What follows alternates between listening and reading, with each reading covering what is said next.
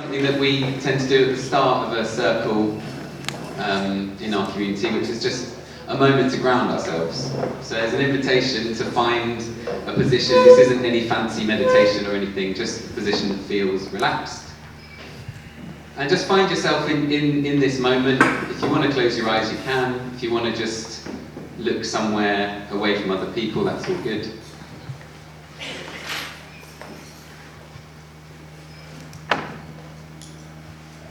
Yeah, and just, it's an invitation if you want to just check inside how you're doing in this moment.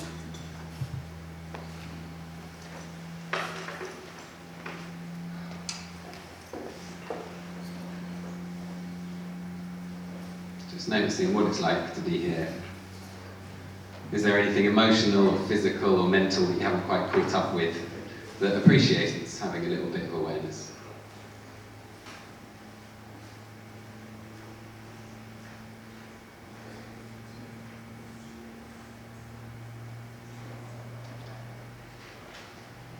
And that's that. You can come back to looking this way. The second thing that I always like to do at the start of our circles is just a really simple welcome. So thank you for being here, and whatever you're with here, whatever you're bringing to this space is completely welcome. And on that note, I'll tell you a bit about what this is. So my name is Bevan. I've been involved in ABOB for 4 years. I also do various other things supporting individuals and groups. Some work around grief, some work around relationships. And yeah, I probably will talk more about what drew me into ABOB and my journey with it as we go. And I'm happy to answer questions at the end. ABOB, which you may hear me referring to as ABOB. So we support young men who have had some involvement with the criminal justice system, or who are at major risk of that. And young men we define as 18 to 25, that can go up to 30, especially if say, a 28-year-old is presenting quite young. And fundamentally, we are a community. Or to be more accurate, we're a set of different communities around the country. So there's ABOB, Bristol, there's Brighton, where it started. It sort of made its way largely along the south coast and is spreading. So we've got 13 different communities in different stages of development. And I'm not going to spend too much time now talking about what we do. Hopefully it will come through in this theme of community. But I'm certainly happy at the end to talk more about what we do and how we do it. The really brief version is, it comes out of what's sometimes called the men's movement. And you might have heard of the Mankind Project. So Mankind Project started as a bunch of men saying, we want to do our work, we want to sort ourselves out so we can be better men in the world. And then offshoots from that came of doing that sort of work, which is informed by sort of ancient wisdom as well as more modern psychology. That work then had different offshoots, and ABOB is using those tools, the sort of ancient lineage of sitting in circle, and some of the things that we learned from that, and modern psychology of understanding trauma. And ABOB said, instead of us just doing it for ourselves, we're doing it for the whole community, specifically by supporting young men who have been, in some ways, excluded from that community through prison or threat of prison. So this session is about community, and in a way there's going to be a little bit of a prod around what we think really makes a difference. How do we make long-term change in the lives of people who've had a lot of trauma or who've had a major break from society? There's going to be a little bit of more active stuff at certain points. It'll be interactive at certain points. That is all optional. But hopefully at the break up, just hearing my voice the whole time. And then there should be plenty of time at the end for questions. So I was thinking about this and I realised I set up this talk with community as opposed to how we often do things in trying to support people. And I realised that might be a little bit challenging, because obviously there's people doing amazing work in different modalities. So I want to be clear that this model of building a community to support young people, young men, I'm not saying it's better, it's certainly different. And I thought I'd start with the downsides, just to be really clear about, that this isn't sort of me saying this is the only way to do it. So it is incredibly slow to build a community that can effectively hold deeply traumatized young men. Most communities will take 2 or 3 years to build that container before even inviting the young men in. So it is a slow process. And of course, the level of commitment is much bigger, because we're talking about a community for life. That is absolutely the aim of ABOB. We meet once a week, every Wednesday night, and that is there for the rest of your life once you have joined us. So that commitment, that's a different level and style of commitment.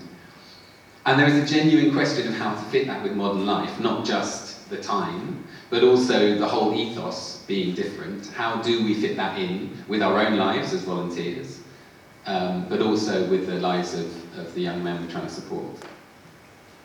So my hope for this session is that there's some food for thought, maybe quite challenging food for thought, but it doesn't come across as preaching. And I guess that's down to me. And if you feel like it does, just raise a hand and be like, Dave, calm down. Okay. So I want to start by thinking about a spectrum of change making, and this is a slight tweak of something that comes from Joanna Macy, who is an activist who draws on the Buddhist tradition, and Schumacher College, and a version of Joanna Macy's work that they talk about, right? And I found this incredibly helpful for me in understanding how I want to make a difference in the world. So at one end of the spectrum, we've got first aid, and that is, there are people right now who are bleeding, yeah? There are young men who are, considering suicide in this moment who need support. There are people who are experiencing violence that may be a result of some of the damage amongst young men in our society. So right now we need people on the front lines, people on the ground, offering that first aid.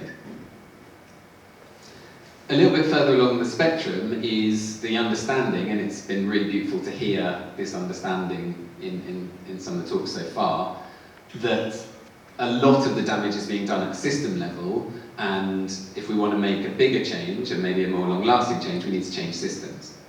And the spectrum is that, the smallest system might be a family system, right? So instead of just supporting the individual, we might need to get into and understand and support the family system. And then building up to maybe institutions of all kinds that have systems, be that health, mental health, education, the prison system, criminal justice system. And so one of the things that I find useful about this spectrum is understanding that I had assumed for a long time that I had to be moving up the system to make a bigger change, because that's how you really make a change in the world. And when this was first introduced to me, the relief of hearing someone say, no, we need people all the way along, right? We need the people on the ground, we need the people in the small systems, as well as all the way up to the big political systems. And indeed, all the way to the other end, which is the sort of paradigm shift, and sometimes called like a shift in consciousness. And that's the system sort of beyond, outside the bubble of the whole thing. And that's the level maybe of academics, coming up with new ideas and new theories. Even at the far end, it's sort of poets and artists, someone making a film that might, in a way that's almost impossible to track, that you'd never get a funder to tick, like, yes, you have made a difference to the consciousness of people around young men and their suffering. But that's at the level of the really long term, the really big picture. And you might need 100,000 artists and philosophers and filmmakers and academics, and for some reason one of them happens to catch fire, but and make a huge difference that can shift the whole paradigm of how we understand things. And so what I really appreciate about this is that not only do I not have to be anywhere here to be doing a good job and being a good person, but that at different times in my life I might be drawn to different places on this spectrum. And it's useful for me to think about where am I drawn and what's right for me, and does that fit with what I'm doing in the world? So I'm going to invite you to embody this a little bit. So if your current job is mainly working on the ground, you can put a hand sort of close to the ground. If it's sort of around the middle, the system change, put it around your heart. And then if it's sort of consciousness shift, paradigm shift up here, and let's just see in the room, roughly speaking, where are you from working on the ground, changing system, or the paradigm shift? Okay. So we've got, yeah, and absolutely, you can move it. If it goes between levels, you can sort of move it a bit. Yeah. Okay, great, thank you. And then let's just see, if feeling into your heart, put your hand up if that's not the place on the spectrum that you really want to be, that's right for you of what you want to offer. Okay, so most people pretty happy, and then a few hands sort of slowly going up. Thank you. So, my sense of Abandoned Brothers, and again, this is personal to me, is that in a slightly odd way, we're trying to do these two ends of the spectrum. It is absolutely first aid, it is supporting young men right now who need it, but also what we're aiming for and what we're offering, ultimately in the long term, is a shift in a whole understanding of community, and a whole understanding of what it is to be a man. And that's where some of these sort of more ancient wisdoms that have informed what we're doing come in. And we do involve some practices that a lot of the young men might find a bit weird when they first get there, that are an attempt to just chip away at some of the assumptions about who we are and what we're doing and how we're doing it. And so, on one level, that paradigm shift is about sharing our feelings and being vulnerable. But also there's some much deeper and more subtle aspects of that that hopefully will come out over the course of this. But I suppose, and I'm really glad Daniel's here, Daniel Payne, who is a member of the Bristol Circle, and for me, Daniel really holds this vision that in a way, what we're doing in Abandoned Brothers now is we're going to reap the benefits in 2, 3, 4, 5 generations. Like we're trying to create a living, breathing community of men who support each other, who are open in their hearts, who fundamentally, and I'll get onto this in a bit, who fundamentally don't exile themselves or each other and keep offering a loving welcome no matter what, even to the darkest, most shameful parts of ourselves. And to do that, it's going to take generations. And our job now is to mess up the first thing, and then mess it up again and mess it up again. And then when we've just about worked out the first thing, then the second thing, and then the third and the fourth, because we're creating something, our goal is to create something very new, ultimately. So, I don't know how clearly that came across, but that's the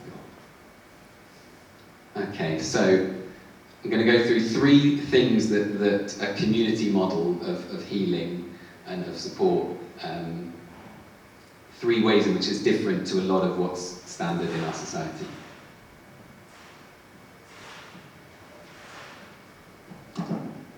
So first is community as opposed to, versus is a little bit unnecessarily binary maybe, but community as opposed to intervention. So an intervention model of, there's a lot of drug crime, let's go out on the streets and arrest some drug dealers. So it's the long view of, okay, where does the drug crime come from? And then going deeper and deeper and deeper into that question, and having the long-term view of what it might take. And to me, the answer, and again, this is, you're welcome to disagree, it comes from trauma, right? It comes from, the basics, hurt people. And so I've started trying to, every time I say, oh yeah, we support young offenders, or young men who've been in the criminal justice system, I've started saying we support traumatized young men. And my guess is, and again, you can raise a hand if this has been your experience, my guess is you'll agree, my experience is that the correlation between men who are, hurting others and men who have suffered some sort of abuse or trauma or have, is 1-to-1. It is complete, right? I don't know, is there, put your hand up if that resonates, that like, it's pain and suffering that leads to pain and suffering going out. So then if it is about trauma, right, and the more hurt has gone out, if someone's got to a point where they've committed a violent crime against an innocent person, my sense of it is that there must be something really deep to have made that disconnection to be able to do that, right? And so if we're talking about trauma at that level, where someone's got that disconnected, there's some really, that's a big wound, that is a deep wound. So the questions that come up for me is, how long does it take to heal a wound like that? And of course, you don't just have that wound of whatever the original trauma might have been, being abused as a child, being abandoned, whatever it may have been, but all of the wounds that then came out of that, and all of the wounds that come from having done something wrong, knowing on some level you've done something wrong, and all of the shame and all of the exile that comes out of that. So this whole set of wounds and traumas, how long does it take to heal that? What actually works? If we're saying we're not going to reject these guys, we're not going to put them away in a prison cell, to really actually heal the trauma that goes that deep, rather than skim over the surface, how long does that take? What really works? And how do we, most importantly on one level, how do we do that safely? Because if we're acknowledging, for example, with a particular young man, okay, there's a particular wound from having been abused as a child that's led to this over-aggressive defence and an identity built around I'm big and tough and strong, and anyone who's a potential threat is immediately going to know that they can't take me. If we're talking about that core wound, how do we get in to approach that in a safe way? And one of the answers is, it takes a very long time. It needs a very, over and over and over again, rewiring something that has been deeply wired. And one of the reasons that I know this is because we all do the same process, those who join the community as mentors. We come with our own stuff, and we work on our own stuff simultaneously. And I know that some of the stuff that has healed for me through working with ABOB, it took 2 years of showing up with men who I trusted, who weren't breaking that trust, to heal a particular wound of not trusting men, because I was scared, and I was scared because of childhood experiences of being mugged and beaten up repeatedly. And that wasn't going to heal like this, right? That needed to be rewired over and over and over again. And actually, there's another wound of mine that I have brought at times that is, we haven't gone anywhere near yet. It isn't time for me to go to that other wound. But that particular one, I can now stand here and say my relationship with men is completely different, and it's taken that time. So the question that comes out of all of that is, do we have the patience to actually solve these problems? And it's a genuine question. Do we have the resources? Do we have the time? If the genuine answer to an analysis of what would it take to support young men who've committed crimes to heal and to come back into society and its community, if the genuine answer is a lot of time, a lot of love, a lot of care over and over again for a period of years, do we have the patience as a society, as individuals? I might take a breath there. I realise I've done a lot. And before zooming on to the next topic, just see maybe, are there any questions, or anyone want any clarification, or anyone who massively disagrees at this point?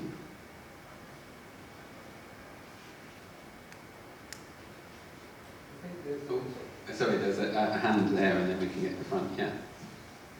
You sort of saying about trauma, people bringing that forward, and holding that trauma. Do you ever come across situations where, in certain cultures or circumstances, where so many things are normalised, where it comes to the point of saying, well, this isn't trauma because this happened to all my family, it's happened to my friends, this is just life, I'm going to get on with it. Oh, yeah. How do you break that down and say, actually, no, that's not alright? Yeah. You don't have to hold that. I'm going to validate how you're feeling about that. And, I don't know if you've come across that in the work that you do as well. Yeah, absolutely. And I suppose, there's lots of different ways I can answer that. One of them is everything is by invitation in ABOB. So, you know, we present what is available, and part of it being a community is that, you know, this is here for you if you want it, and that includes all the different pieces. That includes the way we talk about things, the way we conceive of things. And so I might be sitting there going, I'm pretty sure that there's some trauma history there that's behind this, but like I'm not going to impose that on a young man who's not interested in hearing it at that point. I will be there, and ultimately as a volunteer, as a mentor, ultimately my job is to show up with as open a heart as I can manage, and lay out the invitation. I'm just looking forward to hearing a bit more about that first end, the first aid, where a lot of people find ourselves in services, whether it's youth groups, schools, education, health. And it's just a bit about how we can much more easily and confidently start moving from that first aid, get over the inertia that exists just past that first aid, to start using that opportunity as a developmental opportunity for those young people. Because I don't think it's an easy slide from one to the other. Absolutely. We have to find ways of techniques for actually helping young men get into something that's more developmental than just especially like first aid. Thank you so much. I'm just so glad to hear you say that, because this is one of the main intentions I brought for this, is just to get us to start thinking, because I don't know the answers, right? To start thinking about, okay, if this is the reality of what really helps, just start opening our mind to what that might mean for the work that we're doing on the front lines in all different ways. Okay. So, community as opposed to the intervention model, community as opposed to a professional service model. So obviously having professional boundaries with clients, you know, those boundaries are there for a very good reason. And it will depend on all sorts of factors what the appropriate boundaries are. And it's really important as a professional in all sorts of ways that I keep my stuff out of the way. So, you know, I was a school teacher, I did a lot of pastoral work supporting students. It was entirely appropriate for me to keep certain boundaries and things about my life and my history out of that relationship.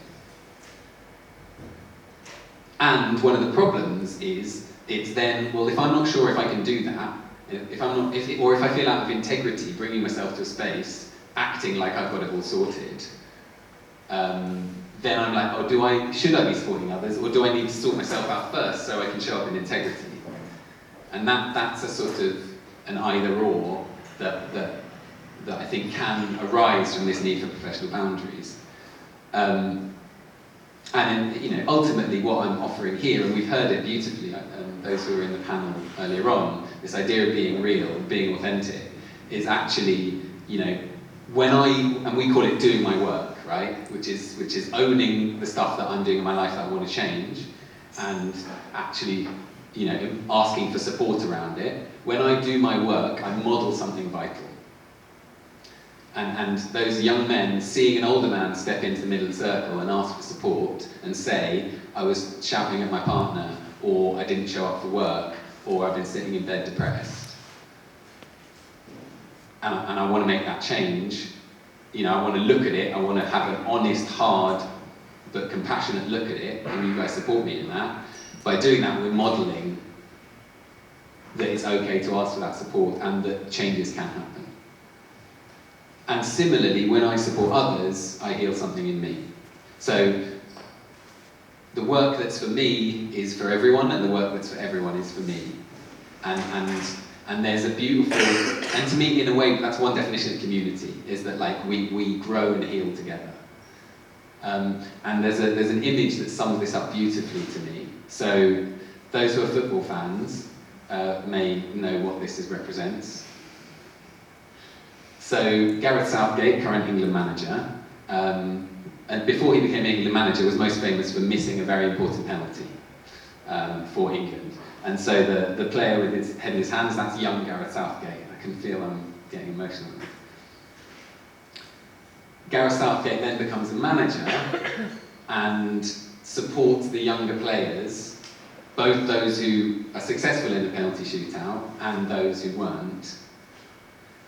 And in some way that has given me goosebumps, he is, because he's been through that experience himself, he can support them all the more. And he is also getting some sort of healing within himself. That he is putting his arm around his younger self, saying this isn't going to define your whole life. And there's something there about, in community, we are supporting these young men in a way that is supporting parts of ourselves that have been exiled. And that word exile I've used a few times, and I want to use it a bit more because to me it's absolutely core to a lot of what we do and my understanding of where young men are at in our society.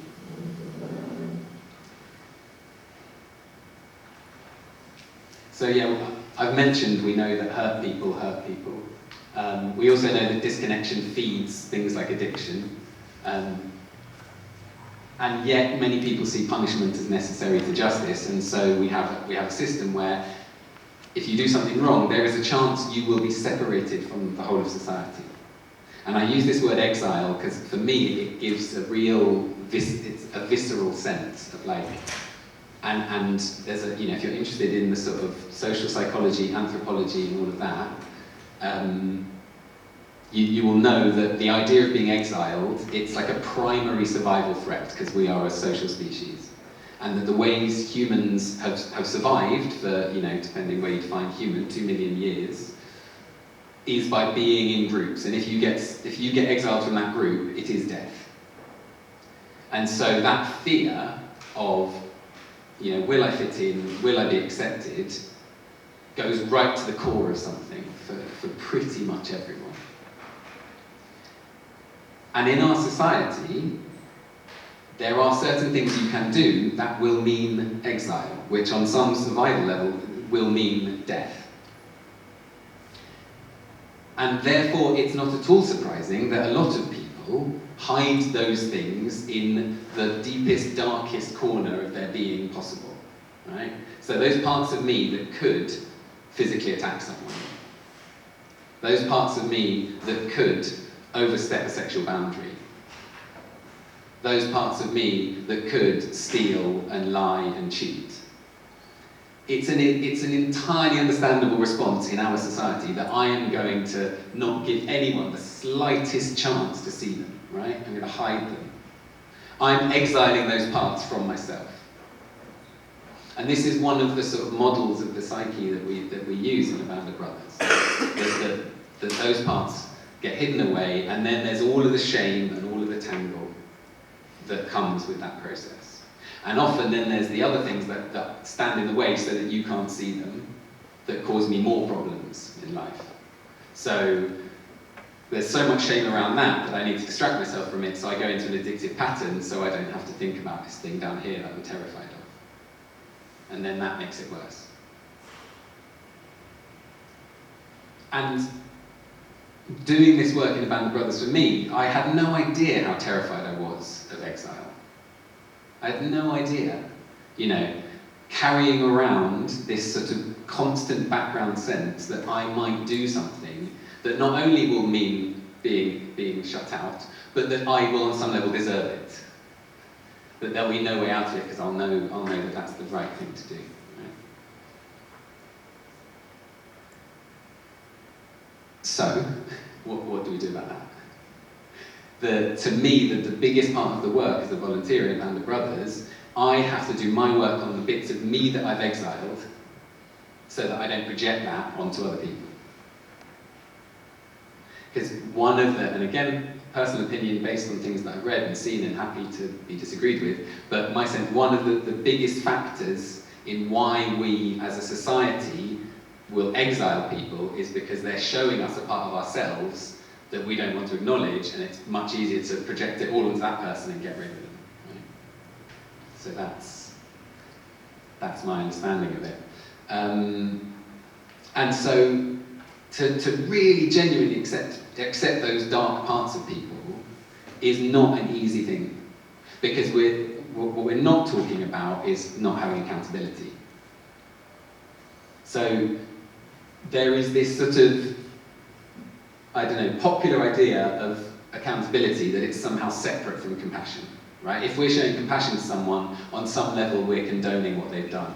And you see this online all the time, right? The slightest little bit of compassion for someone who said something that, you know, that maybe they regretted, or done something that's not okay, you get people responding as if you said, yeah, I'm really glad you said that really hurtful thing. So we have this idea that accountability means closing our hearts to someone. Because this vision of accountability is of the fingers pointing, right, you've been held accountable. And I guess that the model that I want to bring, and again, I feel like I was hearing similar things about this on the panel before, about how do you hold those boundaries with the people that you work with, is accountability is someone taking accountability for themselves with the support of their peers. It's going, yeah, I'm going to take responsibility for that. I'm holding myself accountable. And so it's not that they're separate, it's actually that they need each other. That to really hold myself accountable, some level of compassion from those around me is going to help me to have the courage to go, yeah, that was my bad. And similarly, that then feeds, it's easier to have compassion for people who are holding themselves accountable. So actually these two things feed each other. And my understanding, one of the things that we do in ABOB is that we aim to offer compassionate accountability, holding each other to account from a compassionate place. And so that means all sorts of things. That means it has to be optional. Someone has to opt in on some level. And we have a process where we say, would you like to hold yourself accountable for that? And if the man says no, the man says no, and it's been made clear, this was the agreement, this is the sense of where it's gone wrong, that he doesn't have to go through that whole process against his will. It you know, if needs be, it will be brought up again, but it has, on some level, there has to be an opt-in for it to be genuine accountability. Any questions on this whole bit before we carry on? How, when it comes to accountability, how important is the mentor's like self-disclosure? Yeah. So I think that's, for me, that's something I've learned, like self-disclosure. I've talked about it in the context of like punching walls and things, and like expressions of aggression, and frustration. Yeah. So how important is it? Oh, I mean, absolutely central. Absolutely central. And when I come on to talk about how you can join ABOB, it's exactly the same process for those who want to be mentors, older men, as it is for younger men who are going to be supported. You go through the same rite of passage together, so that everyone has done the same thing, and everyone has held themselves accountable in the same ways, and everyone has acknowledged some aspect of shadow, some aspect of something in themselves that they want to work on. So that, and in the circle, over and over again, there are very few differences and distinctions. Interestingly, with the young men, there's a 12-week process after they join where they get mentoring every week and all sorts of other forms of support. And they're not sort of expected, we don't offer them a gift of accountability until that 12-week process is done, because they're more likely, until they're bedded in, they're more likely to experience that as some sort of a threat or finger pointing. So there is a process of, they see us doing it for 12 weeks, they see older men doing it, and then there's that invitation starts to open up. Yeah. Yeah, in your organisation, do you work on unpicking the gender stereotyping of trauma that goes on out in cultural discourse about trauma? Because how men's trauma is talked about is very gendered, and yet it's often treated as universal to everyone's trauma. So you've used the saying here, and it's very common, it's in our lexicon, hurt people hurt people. Well, we know that men are more affected by physical violence in the public sphere, acquaintance physical violence, often in the public sphere. Girls and women are more affected by sexual violence, sexual harassment and assault in the private sphere. They are hurt too. We do not see from the available stats the same numbers of women and girls committing sexual violence, physical harm against others. And yet the narratives we have about trauma are universally geared towards sexist stereotypes about masculinity and men's responses. And then also I have to say about how you said, we exile people, we shove people away. And I think, well, where's that happening? Where can I see that? Because when you look at woman abuse, child abuse, domestic homicide, rape, you've got conviction rates of 1.6, 1.7%. Where's this exiling going on? Now, I don't support or stand by the current models that we have in the criminal justice system. I want a different community response to all crime, but I emphasise all crime. And from what I see at the moment, the crimes that should be seen as the most heinous are treated as special and different, partly because of these overarching sexist narratives we have, treated as universals about men's masculine trauma. Thank you. Yeah, thank you. I'd like just to take a moment to let that land. It feels really important, and I don't want to jump in with a response, so thank you.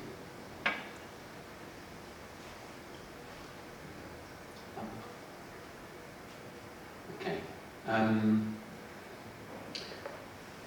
It feels really, really important what you said, and it may well be that because there are a few pieces, because I'm standing here with the light shining, that I'll only catch some parts of it. Really, really happy to carry on the conversation. Anything that doesn't come through or doesn't feel like I fully respected what you're saying. There's a lot that I really, really agree with, and I could have done more perhaps to acknowledge. I'm not saying I think no one should ever be separated for the safety of others. And for what it's worth, I mean, and partly I didn't put this in because this is more a personal view. It's not, ABOB isn't out there saying let's ban prisons. I want to be clear about that. And maybe I've blurred that line because I didn't want to get too far into the debate. My personal view is that there is a role for, if someone is a danger to others, we find ways to keep the community safe. And my beautiful vision, my paradigm shift, is that goes away from being a vision of punishment and into something that's genuinely supportive of both that person and the whole society. So I think that's the first thing to say, that I'm not trying to say, oh, because men have been traumatized, we should not consider safety of others. That's the first thing to say. The second thing I think comes back to this idea, and what I'm hoping to do and aiming to do is get us away from a model where it seems like if we're expressing compassion at the level of, oh, you've had trauma in your life, that we're in some way saying, therefore, you don't have to be held accountable. My vision, my hope, is that we have ever more accountability for all crime and all violence that's done towards people, whatever form it's in. And I completely agree with you that there is a huge amount of male violence against women that goes unreported, that goes glossed over in various ways. And to me, this is an attempt to make our society safer for everyone. And I believe in the long term that this is what will work. Both of these things together. And the compassion, the reason that I started with this view around trauma, and I really hear you that there's some simplification there, was an attempt in 5 minutes to build some idea around how do we have compassion for people who've done things that have caused so much harm. I'm very open to hearing more complexities and nuances around how I can put that in language. This is my personal presentation. I'm attempting to represent ABOB, but there may well be things here that are my language rather than the organisation's. So yes, I don't want, and I'm aware that there are some pretty unsavoury allies out there for a vision of You know, this is men under attack, right? And that is I do not associate with that. I don't think that's a helpful way either. What I hope for is that we can keep this loop going. More accountability, more compassion, more compassion, more accountability. And I'm really, really open to hearing a response to that. Oh, right, okay. I don't want to take the presentation, but yeah, no, I totally take the point. And I agree. As I say, I want community models to all, whatever's defined as crime. All of us have trauma. Everyone has a story. I'm interested in how sexist gender stereotyping in wider society makes us act out on that trauma differently. So I'm interested in the bigger picture. Men and women are both hurt. Society tells us to let it out in different ways. Yeah. And maybe I differ from you in that I don't take a sort of more mytho-poetic Jungian approach. I think we're all hurt. I think society teaches us how we can and can't let it out. And because of sexism in society, we already have actually a lot of compassion towards how men let it out. That's why we see men who do commit acts of violence against others and against loved ones as special and different. We have community approaches, circles, psychotherapy. We don't have psychotherapy in circles for people who have been sentenced for benefit fraud, for passing on stolen goods. I think we should. But until we do, it looks like sexism to me, and that doesn't get dealt with. It relates to classism as well. Oh, absolutely. Yeah. And I think from hearing what you're saying, but from hearing what you're saying, I think working class people are subjugated, you know, because of that. And like you say, benefit fraud, stealing food to survive, those things aren't considered special or different, and something that is a kind of like sexy now subject to support people. And that's the thing, you know, it's about what is the current thing that's the current trend that is supporting the next thing. And I come from the world of mental health where I support men with their mental health, but it doesn't mean that I don't see the difficulties and the concepts around that could other me from other concepts around gender, sex and class as well. So I think your point is really important, so thank you for saying that. Yeah, thank you. Thank you, David, sorry. No, I really appreciate it. And I suppose another thing to come back to, you know, we support any young man who's had any experience with the criminal justice system or is at risk of it for any crime. And yeah, that could be benefit fraud, that could be selling weed, that could be all sorts of things. And we absolutely come from a model of everyone, irrespective of their gender, has their victim story and their perpetrator story, to use a different language to it. And the intent is just to offer a loving community where we hold each other accountable for all of that. It's not specific to violence by any means. And then just to finish on this, you specifically asked, do we challenge the gender-based narratives? And yeah, we spend a lot of time and energy and thought and love and care looking at these questions of who taught you to be a man, what were you told being a man is, you know, what do the things mean, you know, and yeah, I would, if we get time later on, this idea of men being taught to express things differently, you know, I can happily talk about ways we deal with anger and we deal with patterns around that and where it comes from. Okay, thank you.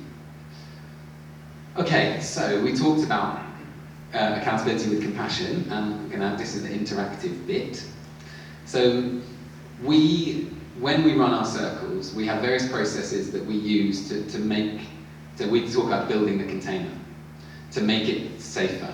And one of those processes is the accountability process. And it's specific to, are you sitting there in the circle, a little bit out, because you know you feel a bit out of integrity, because you've broken an agreement with someone.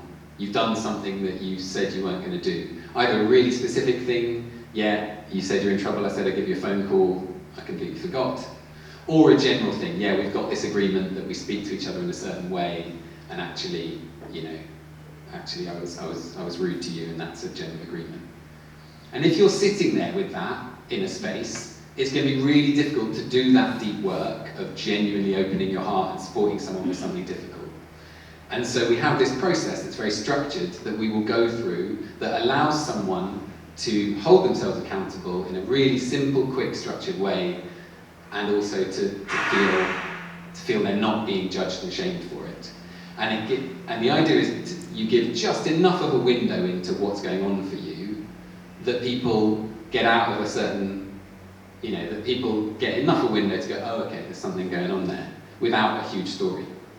So the classic example will be, if someone turns up late for circle, there'll be certain people in the circle who that is really annoying and triggering for, and they will be, and then someone can run the accountability process and just own, yeah, the agreement was to be here at 7, I didn't keep it, here's a little bit of what was going on for me, and here's me committing and understanding that it has consequences and committing to doing something differently.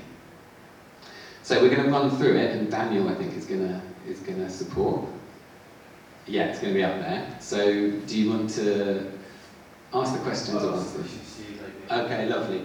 So, and the offer is that for you guys, just to have a little taste of it, you guys to run this in 2s, 3s, 4s at your tables, just to see what it's like, see if it works for you. Okay? So this is me modelling it.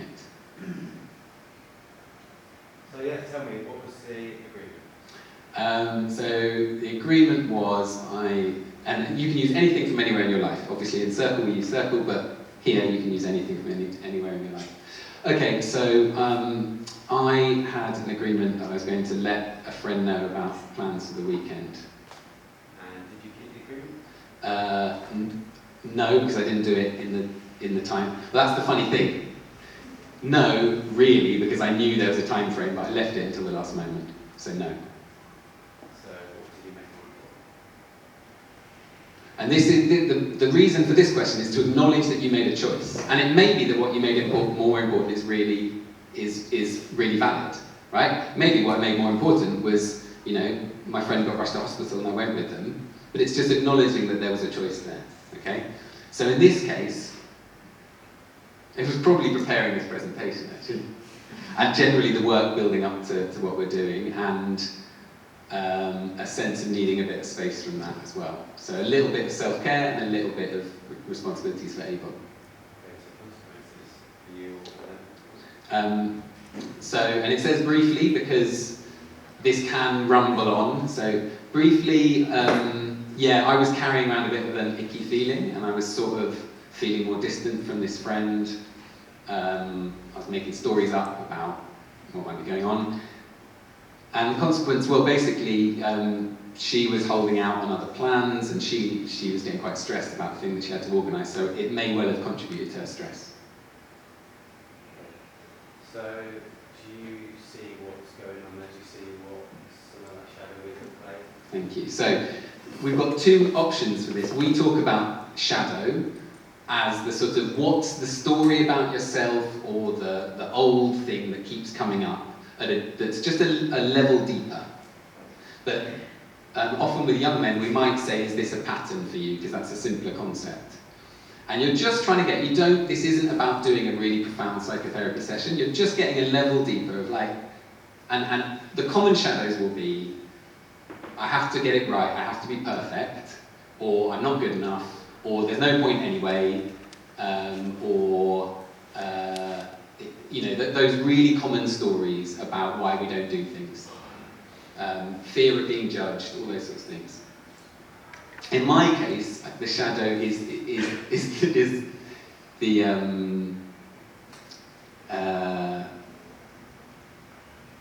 it's the I'm not good enough. I'm not I don't have the energy, basically, and there's some self-story there, basically, of I don't have the energy to do everything, so I might as well give up on I shouldn't be expected to keep all of these agreements because I'm doing so much, and ultimately I'm not strong enough. I think that's the shadow. So, is that No. So what is it? And of course, in your case, man, woman, person, human. No, it's not the man I want to be. The man I want to be takes the little steps. I think that's it. So even if I don't get everything done, I take the step to contact someone and say, actually, it's running late. And ultimately that's about the man I want to be doesn't have to do it perfect and can take the little steps to get to where I want to be. Okay, so here that's where you want to be, and then is there something that you can do? So before that step, Yeah. is there something that you can do that is going to remind you that that's the man? Exactly. So this is the optional extra bit. That you can, is there just a small thing you can do that reminds you that that's who you are? And certainly with there is someone else I'm going to contact, and I'll let you know I've done it by the end of tomorrow. Yeah, great. Do you feel back with integrity? Yeah, I do, yeah. And just check with them, like having just owned it, acknowledged, yes, there's a reason, but I want to do it differently. Do you feel back in integrity? Okay. Does anyone? Thank you, brother. Yeah. Bless you, Daniel. Thank you. Okay. Has anyone got any questions about going through this? What I'm going to do is I'm going to give you about 10 minutes to work through it, and you can, if you've got time, you might all do it in your little group. It might be only a couple of you who have got something, and it's just some small agreement that you've broken in the recent past, and just see what it's like going through these questions and see what light you can shed on it. Any questions before you get going on that? No? Okay, so probably 2s or 3s. See how you go. Feedback of any kind. I think the shadow question is very useful because it can help you kind of reflect and work out where you're repeating similar patterns. I think that's really useful. You can identify why you're making maybe the same mistakes or why you're repeating behaviours over and over. Yeah. I thought it was quite interesting. Yeah, great, thank you. I think the question, what did you make more important? That acknowledgement that you did make a choice. Yeah. Because actually, something came up or whatever it was, which led to the fact that actually if you communicate with somebody, just to say I'm running late, it just makes all the difference in the world. Mm-hmm. Yeah, I agree. I really like what did you make more important. I really, it hones in that a choice was made. I was just intrigued, if you've got someone who maybe got quite low self-esteem or can be quite self-critical or can think quite negatively about themselves anyway, some of the questions seem quite targeted in a way. In terms of if you're constantly thinking that you're good enough or you've done something wrong, I just wondered how you held that space to make it seem like a positive thing rather than just another stick to beat someone with in a way. Yeah, thank you. And you're absolutely right that it will depend a lot on the individual, and it will depend on how it's offered, and that someone who is in that place naturally can experience almost anything as an attack, right? And actually, but it's direct for a reason, and we do a lot of introducing it about it comes at a certain point in our process, and we're very clear we use different archetypes, and it comes very, very clearly with this is warrior work archetypally, that it's agreements, boundaries, doing, that sort of energy is in it. And I think, how do you avoid that feeling like an attack? It is about all the safety that's been built over time. It sort of comes back to if you were to do this in the very first time you saw someone and they hadn't been through a whole process and seen people showing up with love and compassion and care, then they probably would experience it as an attack. But because they've seen it, they've seen other people going through it, they've seen it held lovingly, maybe 10 times before they've done it themselves, then it's less likely. And then the final thing I would say is it's that question, tell us about the man you want to be, that opens it out into, and there's a lot of support and encouragement on that section. So it ends with the uptick of okay, tell us that, great. And now what little thing are you going to do that moves you in that direction? So it does end on an uptick, I guess. Great. I think we'll leave that there. So, the timing of this conference, of this networking event is sort of perfect or maybe a little bit tight. We have 2 rites of passage weekends a year because they take a lot of work. We go very deep. They are very beautiful, powerful experiences. And we've got one coming up the weekend after this, in a week from today, essentially it starts. As I mentioned, it's the same rite of passage for everyone, whether you're joining to become a mentor or to receive mentoring. The young men then get a 12-week cycle of one-to-one mentoring, as well as all sorts of other things. We have community days, activity days, and weekly circles. And older men can do free mentor training in time and then become mentors, and there's lots of other trainings as well. So I'm just putting that up there because it would be crazy not to mention it, that in a week's time that's happening. So if you want to join, if you have someone you might want to refer to join us, who you think might be able to wheels can get moving for it to happen within the next week, obviously please let me know. And it may well be that you're thinking of someone and actually they need to come in 6 months' time, because usually it does often take longer. There's also something called NQPC, the National Quest Preparation Cycle, which is 10-week mentoring that can happen any time across the year. So if you do miss that, you can refer someone and they'll get mentoring without fully joining the circle. They have the mentoring sessions and then the hope is that they go, this is great, and then they come along for the next rite of passage weekend. And really, I mean, those weekends are magical, incredible things. I mean, and I can't talk about them much because it needs to be a surprise. It needs to be new and challenging in a certain way. But in my experience, and for me, it was life changing. For most people I know who went through it, it goes somewhere that very little else can. The one thing I can say about it is there may be about 15 participants, a mix of younger and older men, and 25 to 30 staff holding it. So you are held, and you look around, and it was an amazing experience when you look around and there's 25 or 30 men who volunteered their time to be there and to show up in all sorts of different ways over the course of the weekend. So it's a beautiful thing. That is the email address, that's the URL, the email address, my phone number. I'm happy for you to contact us through any of those different ways. If you are interested. The other really obvious thing is we would like more partnerships, more connections with different organisations, so that we can cross-refer. We're certainly looking for more of that. So if you think that would be good, come find me, come find Daniel. There's a guy called Seb who's here as well, who's from ABOB. And I think that is it. And we have just under 10 minutes for questions. So yeah, thank you very much. Yeah. Hi, well first of all, thank you. That was really interesting, and I was also really wanted to acknowledge the comments from the floor because they were also really kind of definitely expanded my mind, so that was great, so thank you.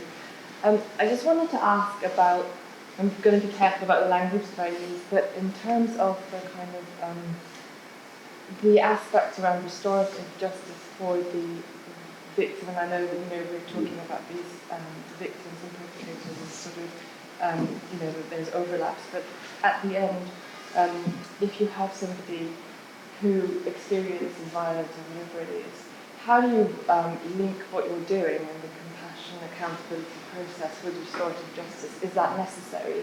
How is that kind of tied in with what you've been speaking about? It's a great question.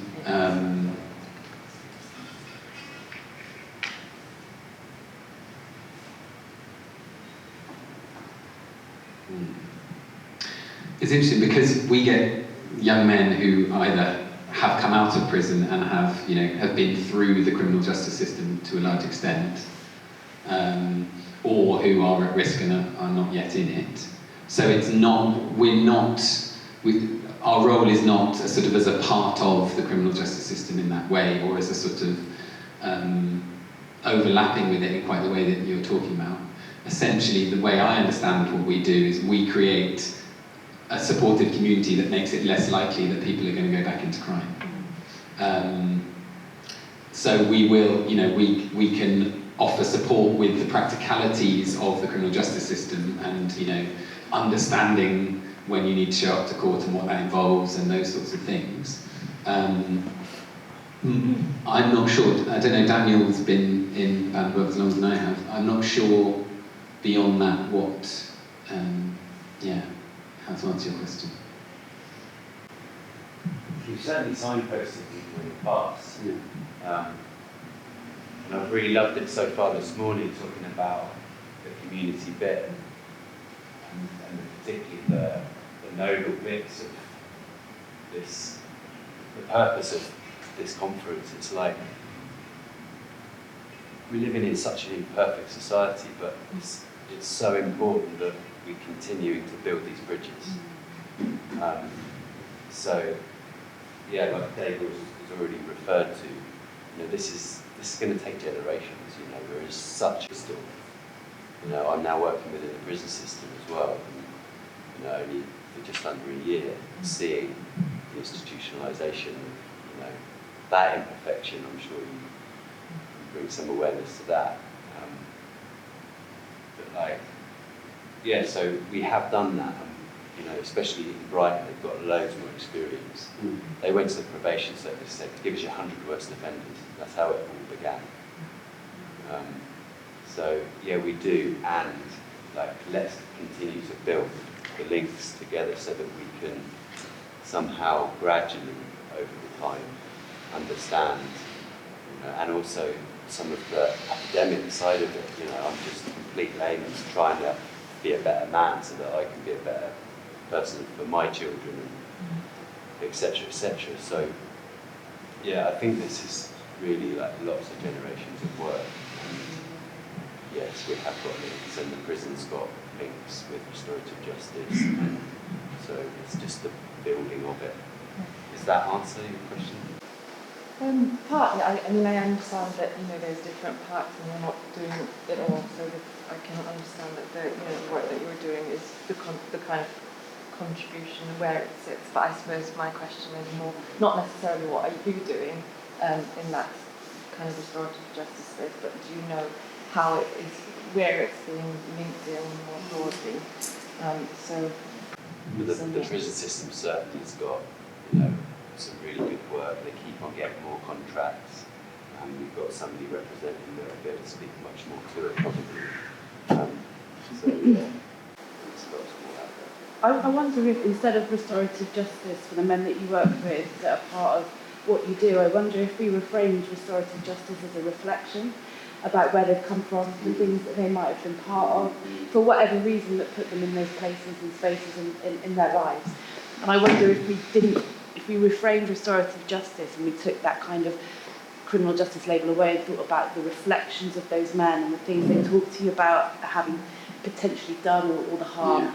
Yeah. And I wonder if that's the way you work with them. I don't know, I'm just trying to put these together. Yes, thank you. No, it absolutely is. I mean, and it's, there is I'm always wondering how much to say, because to give you just a little, there's some quite complex structures that have developed over a long time. To give just a little piece of it might sound strange. But every single week, every time we get together, there is the opportunity for one or more of the men in the circle to ask for a certain sort of support, which would be hard to explain, but the whole circle will support them. And that is absolutely around this taking responsibility, reflecting, and very often what comes out of it is something really practical that they can go and do. So if it's something about a relationship, you know, coming out with, okay, what's going to be different now? Thank you. And again, that goes for everyone in the circle, whether they have, you know, come from the criminal justice system or not. That goes for every single one of us. A couple of hands here. I don't know who was first. Sorry, just briefly, your description of the way you work is obviously quite different as you preface with you work with other organisations, but I just wondered how that kind of bears out in your relationship with other organisations and how you can manage that, because of course, especially the criminal justice system, it's so different, and some of those work relationships is actually quite challenging. I mean, actually the simplest challenge is that we're almost exclusively volunteers. So at the local level, we're there's a tiny amount of money for the engagement of young men, because that's where the most work is needed time-wise. And so the shortfall is just that the amount of stuff that needs to be done, and it's all being done by volunteers, means that we don't have someone professionally keeping track of all the relationships and following things up. So that's the simple answer. And more broadly than that, where we do have relationships, they tend to go pretty well. I think because we offer something quite specific, that if that's what you're looking for, organisations are delighted. They're like, oh, this is somewhere where the young man can just show up, and it's community support unending. So my sense is it goes well. It's mainly a time issue. And probably a very quick final question. Oh yes. One of the bits that I found really helpful in stimulating was that concept of community in exile. Mm. We never thought about in those terms before. But then also, obviously, then in relation to the youth justice system, suddenly occurred to me that obviously if everyone's fighting being exiled, and you exile people into the criminal justice system, the first thing that happens is it creates a default to a community. Yes, yeah. And when you think about how toxic that community is, that's part of what the biggest issue with the youth justice system is that we talk about the rubber band and take them out of their community, so they're even more driven to create a community within there, which they then have structures they're in control of, and there's hierarchy and oppression and violence. But it's the reason why that's happening is because they're so desperate to really develop a sense of community. Yeah. That's one thing. And the other bit about community is in a sense, you're clearly working by reconstructing community. You're taking individuals from wherever they're in and then building a new community which they well understand how to make a vision. But I'm just going to look at how you apply it to young people that are in our communities now.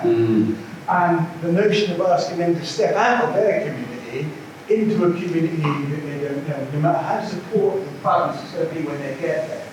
I'm just thinking, have you got any experience of, instead of doing this stuff with a constructive community, have you got any experience of doing it with the communities that exist? And how transferable would that model be to maybe some very effective work without drawing people away from their community, working within it? Thank you. Beautiful question. I suppose my hope is that it doesn't draw people out of or away from.